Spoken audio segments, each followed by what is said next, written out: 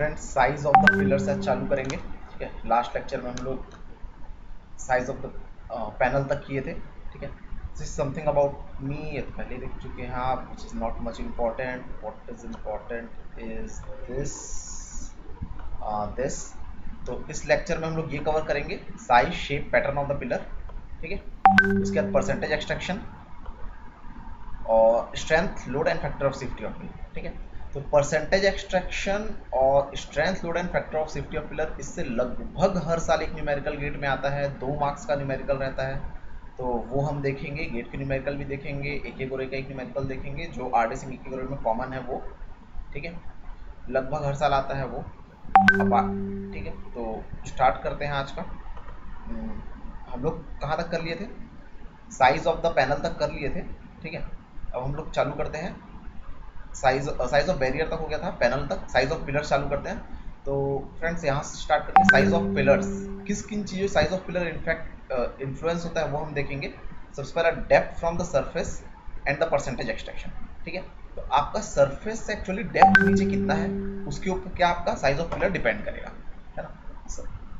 Size of pillar इसी के ऊपर डिपेंड करेगा कि आपका डेप्थ कितना है सरफेस से। ठीक है, अब जैसे जैसे डेप्थ बढ़ते जाएगा साइज ऑफ पिलर क्या होते जाएगा, इंक्रीज होते जाएगा।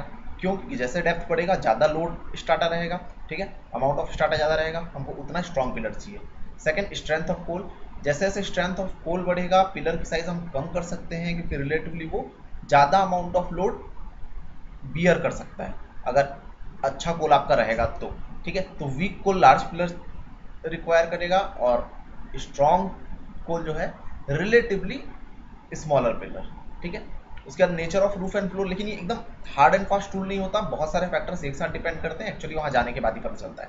ठीक है, तो nature of roof and floor ये एकदम एम्बिगुअस रहता है। फॉर एग्जांपल अगर आपका स्ट्रॉन्ग रूफ है तो भी आपका पिलर के एजेस पे डायरेक्ट लोड डालेगा, तो स्ट्रॉन्ग रूफ होने के बाद भी आपको अच्छे पिलर की ज़रूरत पड़ सकती है क्योंकि पूरे स्टार्टा का प्रेशर डायरेक्ट उस पिलर पे आएगा। ठीक है, अपार्ट फ्रॉम दैट अगर आपका फ्लोर जो है वो सॉफ्ट है तो क्रीप होने का चांस रहता है। ठीक है, मतलब ऐसा फ्लोर उठ जाएगा, आपका पिलर नीचे धंसने की कोशिश करेगा, फ्लोर क्योंकि बहुत ज़्यादा स्ट्रेस पड़ेगा तो फ्लोर रिलेटिवली उठ जाएगा। ठीक है, geological consideration, faults, larger pillars, ये सब रहते हैं, इसके हिसाब से साइज ऑफ पिलर बहुत ज़्यादा अफेक्ट होता है, ज़्यादा भी हो सकता है कम भी हो सकता है, ये भी डिपेंड करेगा, बहुत इंपॉर्टेंट नहीं है ये। ठीक है, तो बस ऐसे देख लेते हैं अपन टॉपिक दिया तो। टाइम डिपेंडेंट स्ट्रेन, ठीक है, मतलब ये बेसिक अंडरस्टैंडिंग है, इस बहुत सारे फैक्टर एक साथ डिपेंड करेंगे। बेसिक अंडरस्टैंडिंग सिंपल कि जैसे जैसे डेप्थ बढ़ेगा पिलर का साइज बढ़ेगा, स्ट्रेंथ ऑफ पोल अगर ज़्यादा रहेगा या स्ट्रेंथ ऑफ पोल कम रहेगा तो पिलर का साइज बढ़ेगा, ज़्यादा रहेगा तो पिलर का साइज कम रहेगा। Nature of roof and floor पे डिपेंड करेगा, जियोलॉजिकल कंसिडरेशन पे डिपेंड करेगा। फॉर एग्जाम्पल वाटर प्रेशर अगर बहुत ज़्यादा है तो अपने आप वो स्ट्रेस को बढ़ा देगा और आपको पिलर एक्स्ट्रा रखना पड़ेगा। ठीक, वैसे ही टाइम डिपेंडेंट स्ट्रेन इस पर भी डिपेंड करेगा कि आपका टाइम डिपेंडेंट स्ट्रेन कैसा है। ठीक, तो टाइम डिपेंडेंट स्ट्रेन क्या होता है, टाइम के साथ आपका पिलर पे स्ट्रेन आते जाता है। तो अगर आपका इंक्यूबेशन पीरियड ज़्यादा है तो आप डेफिनेटली क्या करोगे कि amount number of size of panel ज़्यादा रखोगे, नंबर ऑफ पिलर ज़्यादा रखोगे साइज ऑफ पैनल में, तो और ज़्यादा टाइम लगेगा उनको एक्सट्रैक्ट करने में, तो वो जो एक्स्ट्रा टाइम है वो पिलर पे और एक्स्ट्रा स्ट्रेस डालेगा। ठीक है, तो जितना बड़ा पैनल रखोगे पिलर साइज आपको बड़ा रखना पड़ेगा, जितना टाइम आपका एक्सट्रैक्शन में चाहिए उतना ज़्यादा पिलर साइज रखना पड़ेगा क्योंकि वो टाइम डिपेंडेंट स्ट्रेन को बढ़ाएगा जिस कारण आपको पिलर की स्ट्रेंथ ज़्यादा चाहिए होगी। ठीक, तो ये सब चीज़ें थी। अपार्ट फ्रॉम दैट हम लोग स्टैंडर्ड्स पे आ जाते हैं। जो देखो स्टैंडर्ड्स ये कि CMR कोल माइन रेगुलेशन, मेरे ख्याल से आप सब लोग जानते ही होंगे कोल माइन रेगुलेशन क्या होता है। ठीक है, तो कोल माइन रेगुलेशन 1957 रेगुलेशन 19 है, 2017 आ गया है, तो उसमें देख लेना, मेरे ख्याल से रेगुलेशन 99 ही होगा, मुझे एग्जैक्टली उसका आइडिया नहीं है। CMR 1957 के रेगुलेशन 99 के हिसाब से ये डाटा है। ठीक है, तो मोर और लेस डाटा सिमिलर होगा। ठीक है, नया CMR मैं भी देखो, आप देख सकते हैं CMR में। ठीक है, इसमें तो जो दिया है मैं बता दे रहा हूँ। देखो, तो उसके हिसाब से आपको ये बेसिक चीज़ पता होगी कि साइज ऑफ गैलरी जो है वो 4.8 मीटर से ज़्यादा नहीं रहती। ठीक है, मतलब विड्थ ऑफ गैलरी 4.8 मीटर से ज़्यादा नहीं रहती है। ठीक, ये क्वेश्चन कई बार माइनिंग सरदार एग्जाम और ओवर में डायरेक्ट आ जाता है कि maximum size of gallery should be. ठीक है, तो अधिकतम जो गैलरी की विड्थ है वो 4.8 मीटर होगी, उससे ज़्यादा नहीं हो सकती। हाइट मैक्सिमम गैलरी की 3 मीटर, उससे ज़्यादा नहीं हो सकती। ठीक है, तो ये क्वेश्चन पहले भी आ चुका है मैनेजर एग्जाम में। डायरेक्ट क्वेश्चन CMR से पूछे जाते हैं कई बार, तो CMR के स्पेशली स्टैंडर्ड्स आप वेंटिलेशन स्टैंडर्ड्स हो गए, ये हो गया। ये सब अच्छे से आप ध्यान रखेंगे क्योंकि डायरेक्ट क्वेश्चन इससे आते हैं, ठीक है। पिलर साइज के डायरेक्ट क्वेश्चन आते हैं, मतलब ये gallery size, gallery height, gallery weight, ठीक है। Sometime size of the pillar भी आ जाता है, लेकिन साइज ऑफ द पिलर बहुत वेरिएबल चीज होती है तो जनरली नहीं पूछा जाता, ठीक है। डायरेक्ट नहीं पूछा जाता है, इसके न्यूमेरिकल्स आते हैं छोटे मोटे, ठीक है। तो ये एक बेसिक अंडरस्टैंडिंग है। जैसे जैसे देखो, जैसे जैसे गैलरी का साइज बढ़ता जाएगा, ठीक है, वैसे वैसे परसेंटेज एक्सट्रैक्शन बढ़ता जाएगा। परसेंटेज एक्सट्रैक्शन क्या होता है कि कितना अमाउंट आपने डेवलपमेंट के समय एक्सट्रैक्ट कर लिया, ठीक है। डेवलपमेंट के समय हम कोल निकालना चालू करते हैं, कैसे निकाले, तो जो गैलरी बनाते हैं उससे कोल निकलता है, तो जो कोल निकल गया आपका वो क्या एक्सट्रैक्टेड कोल कहलाएगा। और टोटल एरिया जो इन सिटू एरिया, मतलब जब कोल नहीं निकला था, वर्जिन सिम था, उस समय जो एरिया था, ठीक है, और अभी जो कोल का एरिया बचा है डेवलपमेंट के बाद, ठीक है, और तो जितना एरिया हम डेवलपमेंट में कोल को एक्सट्रैक्ट कर लिए हैं उसको हम एक्सट्रैक्टेड एरिया बोलते हैं, और उसका टोटल एरिया के रिलेशन में जो परसेंट होता है उसको हम परसेंटेज ऑफ एक्सट्रैक्शन बोलते हैं, ठीक है। हम आगे भी और देखेंगे, ठीक है। तो जैसे जैसे आपका विड्थ ऑफ गैलरी बढ़ेगा, साइज ऑफ पिलर क्या होगा, साइज ऑफ पिलर भी ऑब्वियसली बढ़ेगा, ठीक है, क्योंकि विड्थ ऑफ गैलरी बढ़ेगा, परसेंटेज एक्सट्रैक्शन बढ़ेगा, परसेंटेज एक्सट्रैक्शन बढ़ेगा तो क्या होगा, खाली एरिया माइंस के अंदर ज्यादा होगा। खाली एरिया मतलब अनसपोर्टेड एरिया, उन अनसपोर्टेड एरिया को सपोर्ट करने के लिए पिलर का साइज आपको ज्यादा रखना पड़ेगा, ठीक है। तो परसेंटेज एक्सट्रैक्शन के साथ आपका पिलर का साइज बढ़ेगा, तो जैसे जैसे विड्थ ऑफ गैलरी बढ़ेगी परसेंटेज एक्सट्रैक्शन बढ़ेगा, परसेंटेज एक्सट्रैक्शन बढ़ेगा तो साइज ऑफ पिलर भी बढ़ेगा। सेकंड चीज डेप्थ पे डिपेंड करता है। डेप्थ हम पहले देख लिए कि जितना ज़्यादा डीप होगा माइंस उतना ज़्यादा पिलर का साइज क्या होगा, बढ़ेगा, क्योंकि जितना ज़्यादा डीप होगा उतना ज़्यादा स्टार्टा का प्रेशर होगा, जितना ज़्यादा स्टार्टा का प्रेशर होगा उतना ज़्यादा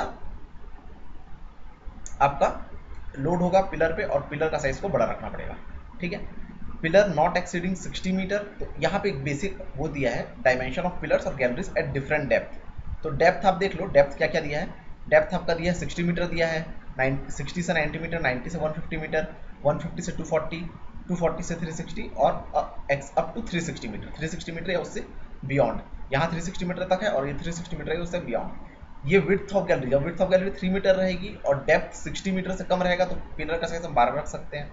60 से 90 रहेगा और विड्थ 3 ही रहेगा, विड्थ तक मतलब 3 से कम रहेगा इन ऑल टोटल, तो पिलर का साइज ये इन सिमिलर टर्म्स ये आपको डाटा बढ़ते जाएगा, ठीक है, अकॉर्डिंग टू द डेप्थ। यहाँ पे फिर हम यहाँ पे विड्थ ऑफ गैलरी को इंक्रीज किए तो उस समय इतना पिलर का साइज, कब 60 मीटर से कम डेप्थ में, फिर 60 से 90 मीटर में इतना, एंड सो ऑन, ठीक है। इस तरह से ये डाटा दिया हुआ है 4.2 मीटर तक जब विड्थ गैलरी रहेगा, और मैक्सिमम विड्थ कितना हो सकता है 4.8 मीटर, ठीक है। तो जब 4.2 से 4.8 रहेगा तब इतना ही, इस टाइप से डाटा दिया हुआ है।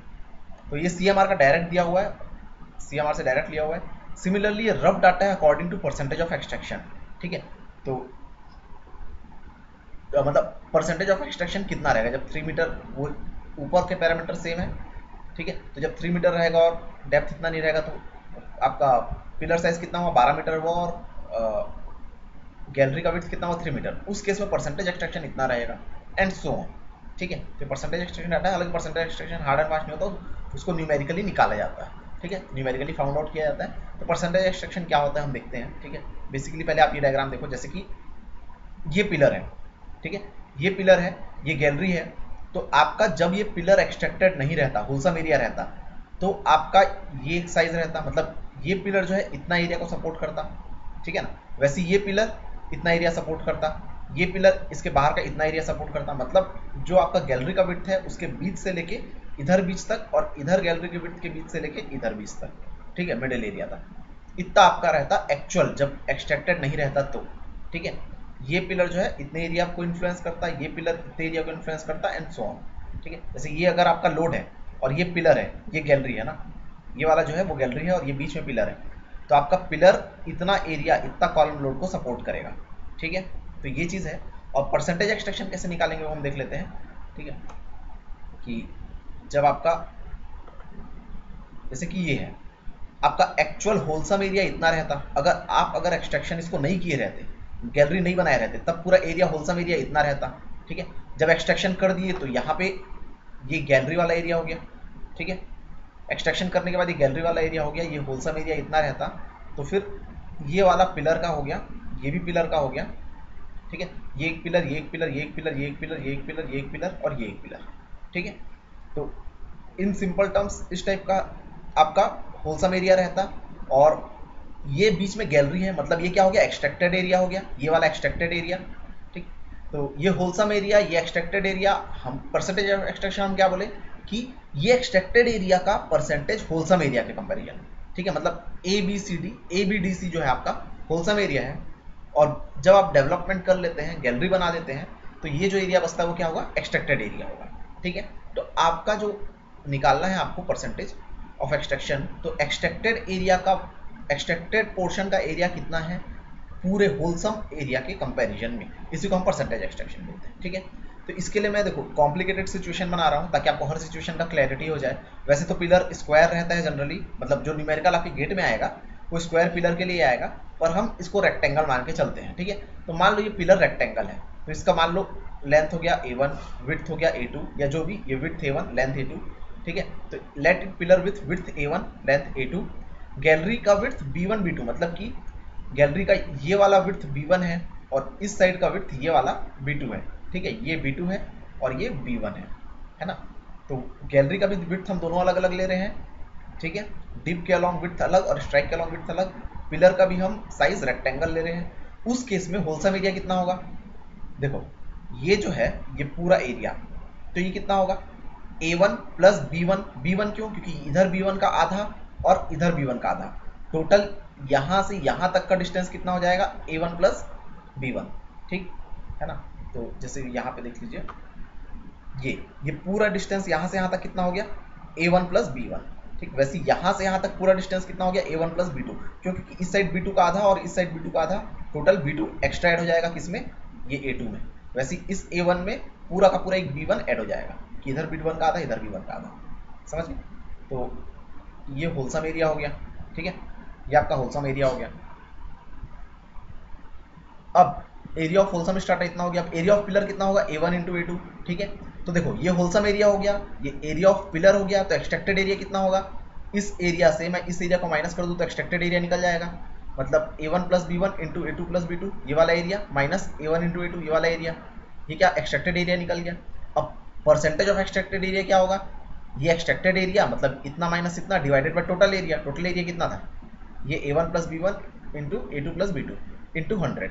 तो ये आपका परसेंटेज एक्सट्रैक्शन का फॉर्मूला हो जाता है, समझ में आया। ठीक है, तो चलो एक एग्जांपल देख लेते हैं इसी में, एक एग्जांपल हम इसी में देख लेते हैं। ठीक है, कि अगर मान लो आपका A1 कितना था 30 और A2 भी 30, मतलब स्क्वायर पिलर मान लेते हैं, गैलरी का विड्थ भी हम 3 मान लेते हैं, तो कितना होगा 33 का square minus 30 square divided bye, यहाँ 33 आएगा, गलत लिख दिया हूँ मैं, डिवाइड बाय 33 स्क्वायर इंटू 100। तो ये आपका क्या आ जाएगा, परसेंटेज एक्सट्रैक्शन। क्लियर हो गया। तो ये परसेंटेज एक्सट्रैक्शन का मेथड था फॉर्मूला निकालने का। ठीक है, अब हम लोग आ जाते हैं लोड पे। एक्चुअली लोड क्या होता है, पिलर पे लोड कैसे पड़ता है। ठीक है, तो ये mainly strata control, board and pillar दोनों का टॉपिक है। हम इसको यही देख के यही खत्म करेंगे क्योंकि बोर्ड एंड पिलर के हिसाब से इसका न्यूमेरिकल आता है। ठीक है, देखो एक्चुअली लोड कैसे लग रहा है, लोड का जो सबसे ज़्यादा लोड नीचे लगता है, उसके बाद यहाँ, उसके बाद यहाँ, उसके बाद यहाँ, उसके बाद यहाँ, उसके बाद यहाँ, फिर यहाँ, फिर यहाँ, फिर यहाँ, इस तरह से लोड लगता है। ठीक, ये पूरी तरह से ऐसा, सबसे पहले नीचे मैक्सिमम लोड, फिर इस तरह से लोड डिस्ट्रीब्यूशन होता है। ये जो पॉइंट होता है इसके ऊपर अगर अपन जाएंगे तो लोड का वैल्यू 0 होते जाएगा। ठीक, तो इस तरह से लोड होगा। तो सबसे पहला point, any element of the ground eight depth D। अब देखो ये मानो यहाँ पर हम लोग, यहाँ से हमारा न्यूमेरिकल कैसे बनेगा वो स्टार्ट होगा। ठीक है, मान लो एक माइन है जिसका डेप्थ D पे वर्किंग हो रहा है। ठीक है, सरफेस के बिलो उसका डेप्थ D है। अब स्टार्टा प्रेशर P0 है, कितना होगा वो निकालना है हमको। और मान लो सुपर इनकम्बेंट रॉक की डेंसिटी जो है वो W है। डेंसिटी मतलब मास पर यूनिट वॉल्यूम। जो आपका स्ट्राटा है ऊपर, उसकी डेंसिटी क्या है, मास पर यूनिट वॉल्यूम 100 है। ठीक है, मैं आपको मास पर यूनिट वॉल्यूम W है, सॉरी, ये इस पे एक बार दिखा देता हूँ। ठीक है, एक्चुअल में जैसे कि ये यहाँ, जैसे कि ये डेप्थ D है, ये पिलर है, ये जो है मास पर यूनिट वॉल्यूम सरफेस है, ये स्टार्टा है, स्टार्टा का मास पर यूनिट वॉल्यूम W है, डेप्थ माइन का D है, और ये पिलर है। इस पिलर पे लग रहा है आपका लोड। ठीक है, तो ये तो वॉल्यूम है W, ठीक है, स्टार्टा का। तो आपका एक्चुअल में जो पर यूनिट एरिया प्रेशर लगेगा वो कितना होगा, P0 W into D। W क्या था, डेंसिटी। ठीक है, वेट पर यूनिट वॉल्यूम या डेंसिटी ऑफ स्टार्टा, और D क्या था, डेप्थ। ठीक है, तो pressure per unit area, pressure per unit area कौन सा, ये पिलर। यहाँ पे जो प्रेशर पर यूनिट एरिया लग रहा है, तो अपन क्या करेंगे, इस W को इस D से इंटू कर देंगे, मल्टीप्लाई कर देंगे, तो यहाँ हर एक यूनिट एरिया में प्रेशर कितना है वो पता चल जाएगा। ठीक है, तो P not is equal to W kilo newton per metre cube, क्यों, ये डेंसिटी है। ठीक है, इंटू डी मीटर। ठीक है, ये मीटर मीटर कट गया तो kilo newton per metre square आ गया, मतलब ये क्या आ गया, प्रेशर पर यूनिट एरिया आ गया। W into D kilo newton per metre square, ये आपका क्या आ गया, pressure per unit area on pillar. ठीक है, तो पर यूनिट एरिया में कितना प्रेशर लग रहा है वो आ गया। ठीक है, नेक्स्ट चीज क्या रहेगा इसमें, यहाँ तक समझ में आया। ये इससे क्या आया, ये क्या है, weight per unit volume of superincumbent rock. ठीक है, अब हर एक पिलर जो है, ठीक है, अब देखो यहाँ इस डायग्राम में कि बताया था आपको पहले, ये पिलर जो है ये एक्चुअली इतना एरिया को सपोर्ट कर रहा है। ठीक, ये पिलर जो है ये इतने पूरे एरिया को सपोर्ट कर रहा है। यहाँ तो हम गैलरी बना दिए, मतलब ये अनसपोर्टेड एरिया हो गया, मतलब इतना अमाउंट ऑफ पिलर इस पूरे ऊपर सुपर इनकम्बेंट स्टाटा को, मतलब ये वाला जो स्टाटा है, column of ground supported by the pillar, ये पिलर इतने ग्राउंड के कॉलम को सपोर्ट कर रहा है जो डी डेप्थ पे है। ठीक है, ये गैलरी है, रूम जो लिखा है वो गैलरी है, और ये पिलर है। ठीक, यहाँ तक तो इतना पूरा एरिया इस पिलर के ऊपर टिका हुआ है आपके। ठीक, तो अब इस परसेंटेज एक्सट्रैक्शन से हम इसका एरिया निकाल ही लिए थे। ठीक है, तो अब पर यूनिट प्रेशर कितना लग रहा है इस पिलर में हम निकाल लिए इस वाले फॉर्मूले से, P not is equal W into D, पर यूनिट एरिया में जो प्रेशर लग रहा है। ठीक, नेक्स्ट जो है यहाँ लिखा हुआ है, इस pillar supports the volume of rock over an area which is sum of cross sectional area of pillar plus a portion of board area. ठीक है, cross sectional area of pillar plus a portion of board area, मतलब वो board area जो खाली है लेकिन वहां पे कोल होना चाहिए था, उस पोर्शन ऑफ बोर्ड एरिया मतलब गैलरी के एरिया को भी लेगा वो। ठीक है, the latter being equally shared by all the pillars. इसी तरह से इसके नेक्स्ट वाला पिलर होगा वो इतना ग्राउंड प्रेशर करेगा, इसके नेक्स्ट वाला इतना ग्राउंड प्रेशर करेगा। ठीक है ना, तो अब the load is vertical only and uniformly distributed, ऐसा हम मान रहे हैं। The load is vertical, pillar के ऊपर वर्टिकल लग रहा है और यूनिफॉर्मली डिस्ट्रीब्यूटेड है क्रॉस सेक्शनल एरिया पे, पिलर क्रॉस सेक्शनल एरिया पे यूनिफॉर्मली डिस्ट्रीब्यूटेड है, ये हम मान रहे हैं। ठीक है, तो लोड कितना होगा, actual load P naught into ये पूरा एरिया। ठीक, ये पूरे एक्चुअल में जो प्रेशर लग रहा था इस लोड का वो इस पूरे एरिया में लग रहा था प्रेशर। ठीक है, तो पी नॉट इंटू ये पूरा एरिया, प्रेशर इंटू एरिया क्या आता है, pressure into area is equal to force. ठीक है, तो जो इस पूरे ग्राउंड के कारण, कॉलम के कारण जो फोर्स लग रहा है वो कितना हो गया, P naught into area of that, ये वाला एरिया, ये पूरा वाला एरिया। ठीक है, तो पर यूनिट प्रेशर जो लग रहा था वो, पर यूनिट एरिया में जो प्रेशर लग रहा था उस पर यूनिट एरिया के प्रेशर को मैं इस पूरे एरिया से डिवाइड कर दूं तो इस पूरे एरिया में कितना फोर्स लग रहा है वो निकल जाएगा, उस फोर्स की वैल्यू कितनी हो गई, इतनी। अब हमको टोटल प्रेशर कितना लग रहा है पिलर पे वो निकालना है, तो अब प्रेशर कितना लगेगा, ये पूरा फोर्स जो है वो इस पिलर पे लग रहा है, ये पूरा फोर्स इस पिलर पे लग रहा है, तो मैं इसको पिलर के एरिया से डिवाइड कर दूं तो प्रेशर ऑन द पिलर आ जाएगा। तो ये force divided by area of pillar मतलब A1 इंटू B2, ये क्या आ गया आपका, प्रेशर अपॉन द पिलर। समझ में आया। ठीक है, तो हमको पिलर पे लोड कितना लग रहा है, ठीक है, वो इससे निकलता है। क्लियर हो गया, पर मीटर। ठीक है, पिलर पे कितना पास्कल प्रेशर लग रहा है, एक्चुअली पिलर पे जो प्रेशर लग रहा है वो इस फॉर्मूले से निकलता है। ठीक, समझ गया फॉर्मूला। ठीक, अब नेक्स्ट टॉपिक आपका आता है स्ट्रेंथ ऑफ पिलर। ठीक है, स्ट्रेंथ ऑफ पिलर, तो पिलर आपकी एक्चुअल पिलर की जो स्ट्रेंथ है, कितना प्रेशर वो हैंडल कर सकता है, ठीक है, उसी को हम लोग स्ट्रेंथ ऑफ पिलर बोलते हैं। क्लियर, स्ट्रेंथ ऑफ पिलर हम उसी चीज को बोलते हैं। तो स्ट्रेंथ ऑफ पिलर का एक सिंपल सा फॉर्मूला है। ठीक है, वो हालांकि हमको उस फॉर्मूले ज्यादा जाने की जरूरत नहीं कि स्ट्रेंथ ऑफ पिलर की वैल्यू डायरेक्ट दी रहती है, हमको निकालना जनरली नहीं रहता है क्योंकि उसके यूनिट्स का प्रॉब्लम है। ठीक है, तो स्ट्रेंथ ऑफ पिलर का फॉर्मूला ये है, कांस्टेंट इनटू W का power alpha divided by L का पावर बीटा, जहां पे W क्या है, विड्थ ऑफ पिलर, L क्या है, हाइट ऑफ पिलर। ठीक है, ये H लिख दिया है, actually L height of pillar है, S स्ट्रेंथ ऑफ पिलर, लेकिन ये स्ट्रेंथ ऑफ पिलर पाउंड पर इंच स्क्वायर में है आपका, कांस्टेंट भी 1320, ठीक है, पाउंड पर इंच स्क्वायर। ठीक, विड्थ ऑफ पिलर, ठीक है, फीट में रहेगा, और अल्फा 0.46 और बीटा 0.66। तो सिंपल सा एक फॉर्मूला स्ट्रेंथ निकालने का, तो हमको इस फॉर्मूले पे ज़्यादा जाना नहीं क्योंकि हमको डायरेक्ट स्ट्रेंथ की वैल्यू क्वेश्चन में दी रहेगी जब भी क्वेश्चन आएगा। इस फॉर्मूले पे लगा के नहीं निकालना रहेगा कि स्टैंडर्ड यूनिट का फॉर्मूला नहीं है। ठीक है, तो क्वेश्चन में डायरेक्ट दिया रहेगा, है ना। तो अब तीसरा चीज़ हम लोग आ जाते हैं फैक्टर ऑफ सेफ्टी।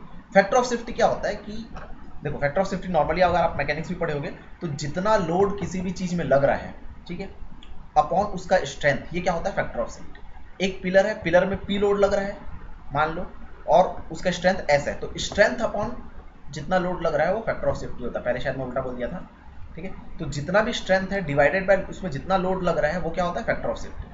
अब ये सोचो कि जितना लोड उसमें लग रहा है उसका स्ट्रेंथ जो है वो अमाउंट ऑफ लोड जो लग रहा है उससे कम हुआ तो क्या होगा, पिलर कोलैप्स कर जाएगा। उसका स्ट्रेंथ उतना है नहीं, लोड आप उसमें ज़्यादा दे रहे हो तो पिलर टूट जाएगा। ठीक है।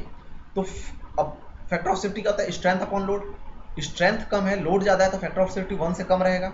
1 से कम रहेगा तो पिलर क्या होगा, कोलैप्स कर जाएगा। फैक्टर ऑफ सेफ्टी 1 से कम, इसलिए फैक्टर ऑफ सेफ्टी 1 से हमेशा ज़्यादा होना चाहिए, तभी आपका पिलर क्या स्टेबल रहेगा, कोलैप्स नहीं करेगा। ठीक है। मतलब उसका स्ट्रेंथ उसमें जितना लोड लग रहा है उससे हमेशा ज़्यादा होना चाहिए। ठीक है। तो ये फैक्टर ऑफ सेफ्टी था। ठीक है, यहाँ तक समझ में आया। ठीक है। इन सिंपल टर्म्स नहीं समझ में आया होगा तो एक सिंपल सा फ्लो चार्ट अपन देख लेते हैं। यहाँ तक तो आपको समझ में आ गया था, P not is equal to W into D. ठीक है। तो ये क्या था, डेंसिटी। डेंसिटी को अपन क्या किए, डेप्थ से इंटू कर दिया तो हमारा क्या प्रेशर पर यूनिट एरिया निकल गया। प्रेशर पर यूनिट एरिया कितना आया, W इंटू डी पर मीटर स्क्वायर। सेकेंड चीज क्या था, पिलर पे प्रेशर कितना लग रहा है, तो ये एक्चुअल में पिलर पे जो लोड लग रहा था वो था। ठीक है, टोटल फोर्स। ठीक है, टोटल फोर्स क्यों था कि हम पहले देख चुके, टोटल फोर्स क्यों, क्योंकि ये वाला एरिया था आपका पिलर का। ठीक है, इतना, ये इतने एरिया का जो पूरा वेट है, पूरा वेट वो इतने एरिया पे लग रहा है। तो टोटल फोर्स कितना हो गया, वेट ऑफ दिस एरिया। तो इस एरिया का वेट कैसे निकाले हम, ठीक है, वेट हम निकाले pressure per unit area into area. तो टोटल फोर्स आ गया, मतलब वेट डिवाइडेड बाय इतना वेट कौन सपोर्ट कर रहा है, जो पिलर है वो सपोर्ट कर रहा है, divided by A1 into B2। ये A1 इंटू A2 है, सॉरी यहाँ गलत हो गया, A1 इंटू A2 होगा ये। ठीक है, तो ये पिलर का एरिया हो गया, नीचे पिलर का एरिया आएगा। ठीक है, तो वैसे ही P is equal to P not into A plus B का होल स्क्वायर।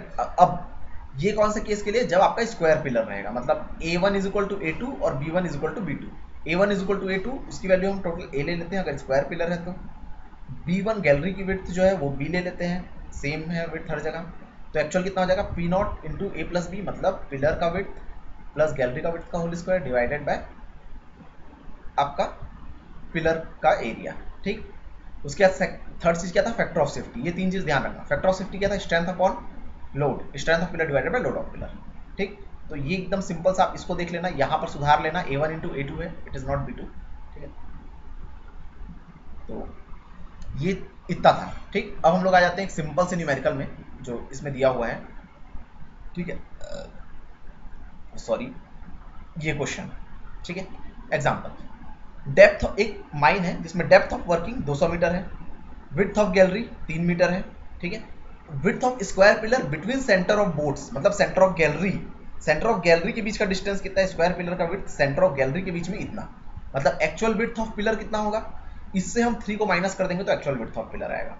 समझ में है। ठीक है, तो ये अपन एक्चुअल देख लेते हैं। सबसे पहले इसका परसेंटेज एक्सट्रैक्शन निकाल लेते हैं। ठीक है, परसेंटेज एक्सट्रैक्शन कितना रहेगा। ठीक है, सेम क्वेश्चन एक एक में दिया हुआ है, सेम एकदम।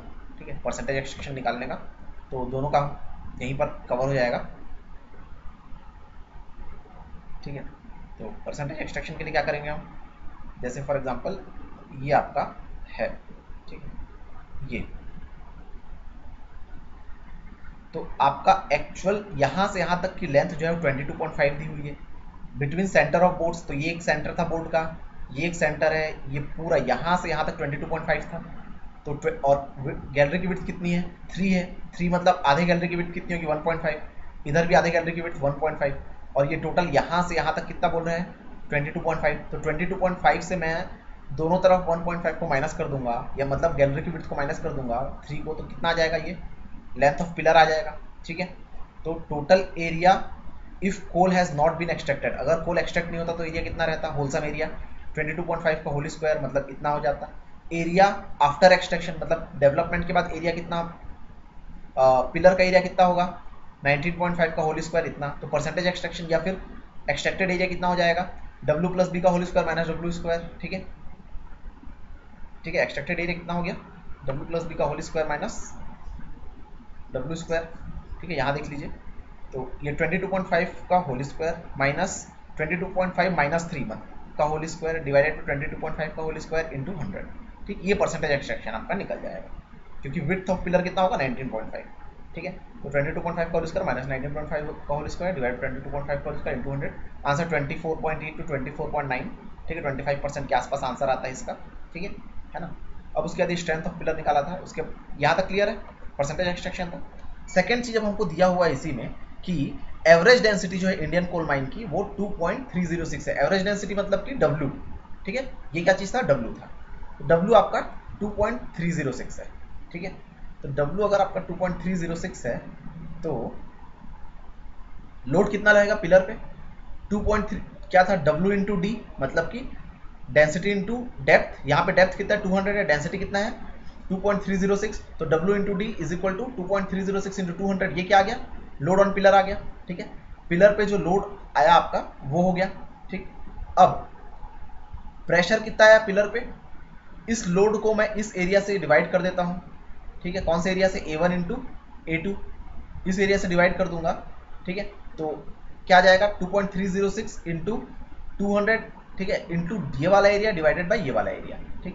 तो मतलब सबसे पहले ये क्या हो गया, प्रेशर पर यूनिट एरिया। इस प्रेशर पर यूनिट एरिया को टोटल एरिया जो था होलसम एरिया उससे इंटू कर दिया, ठीक है, उसके एरिया से इंटू कर दिया। तो क्या आ गया अपना फोर्स, फोर्स को मैं पिलर के एरिया से डिवाइड कर दिया, ठीक। मतलब ये कौन सा था, पी नॉट इंटू डी, ठीक है, इंटू पी नॉट इंटू क्या था ये, ए प्लस बी का whole square divided by A square, ठीक है। तो ए प्लस बी का होल स्क्वायर 10.5 का होल स्क्वायर डिवाइडेड बाय 19.5 का होल स्क्वायर, ठीक। ये क्या आ गया आपका टोटल लोड आ गया, ठीक। इसके बाद फिर फैक्टर ऑफ सेफ्टी निकालना है, तो अगर स्ट्रेंथ दिया रहता तो हम फैक्टर ऑफ सेफ्टी भी निकाल लेते। इसमें स्ट्रेंथ भी दिया हुआ है, तो आपका टोटल लोड कितना आ गया 61.49। फिर फैक्टर ऑफ सेफ्टी निकालना है, तो strength of pillar divided by load, strength इसका दिया हुआ था 138 डिवाइडेड बाय लोड, ये क्या आ गया आपका फैक्टर ऑफ सेफ्टी, क्लियर, ठीक है। तो ये क्वेश्चन था, ठीक है। ये एक गोरे का भी सेम क्वेश्चन था कि सिर्फ परसेंटेज एक्सट्रैक्शन निकालने वाला था उसमें, ठीक। अब हम एक गेट के क्वेश्चन में आ जाते हैं, ठीक है। ये वाला क्वेश्चन देखिए, इस क्वेश्चन को एक बार ध्यान से पढ़िए। In a board and pillar panel 6 square pillars are developed as shown in the figure below. 6 square pillar हम इसमें डेवलप किए हैं। The depth of the seam is 300 metre, इसका डेप्थ 300 मीटर है। Average unit weight of overburden कितना है 25, ठीक है। तो average unit weight of overburden मतलब डब्ल्यू, ठीक है, ये कितना है 25 है एवरेज यूनिट वेट ओवरबर्डन का। इफ स्ट्रेंथ ऑफ पिलर, देखो बोला था स्ट्रेंथ दिया रहेगा, तो strength of pillar S is equal to 15 megapascal दिया है।